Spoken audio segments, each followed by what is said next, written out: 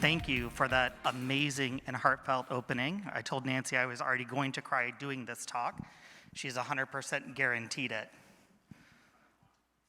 My formation or journey into discussing mental wellness started when I was 6. My brother and I were watching a TV show. The character was being forcibly restrained, given a sedative, and a couple of scenes later, in line, taking pills. At 6 and 7, my brother and I were like crazy pills and thought it was hilarious. My mom immediately turned the TV off and said, "What is it about taking medicine that's funny?" Clearly, we were in trouble. "Your grandmother takes insulin. Would you laugh at her?" We wouldn't. And there in our household, the tone was set. Medicine was medicine. You shouldn't be nervous taking time off for a therapy appointment or a psychiatrist if you're not going to be nervous seeing your GP. This was something as we built our companies, we told our employees over and over again, and we thought we were doing a good job.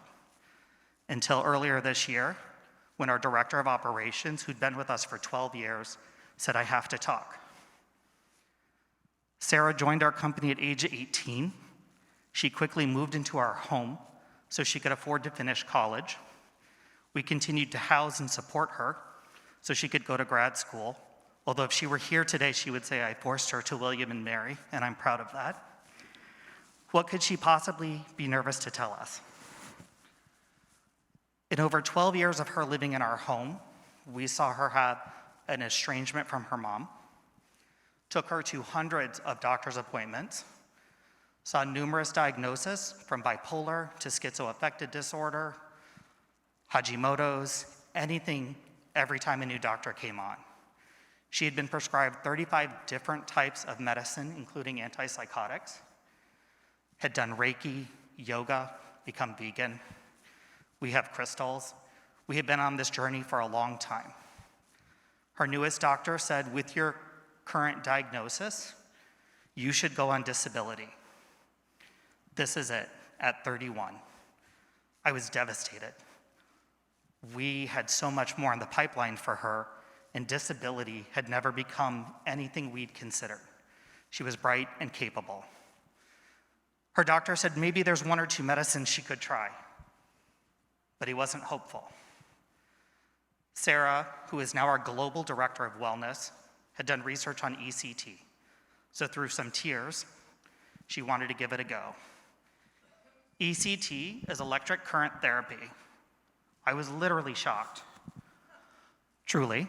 Fortunately, my brilliant husband was well-versed in the benefits of ECT and hopped on board. It took me a beat, but I got on board with her. Getting her doctors to approve ECT was like going through the MBA program all over again. Doctors said she wasn't sick enough because she was wearing lipstick and put on clothes. It couldn't be that bad. Friends and family said she's lazy or tired. You should get her a sunlight lamp or an alarm clock. These comments over the years were devastating her. She stopped believing she could do work and took a break from us. She stopped believing she should live, which led to inpatient. That inpatient moment, actually here in Florida, is what finally got her doctors, 3 of them, to agree ECT would work for her. ECT is 3 times a week for 3 weeks, followed by 2 times a week for 2 weeks, and then maintenance. To say that it was life-saving is an understatement. To watch what we went through as a family to fight for this viable option for her is mind-boggling in the world that we live in. As we talk to our friends and family, we've become incredibly vocal because no one's having this discussion. For our friends and family to see someone like Sarah, who's incredibly intelligent and successful and kind, have this diagnosis has gotten them to open up about their own kids. And that is really what we're here today to talk about, is just making sure that we're sharing these stories. Thank you.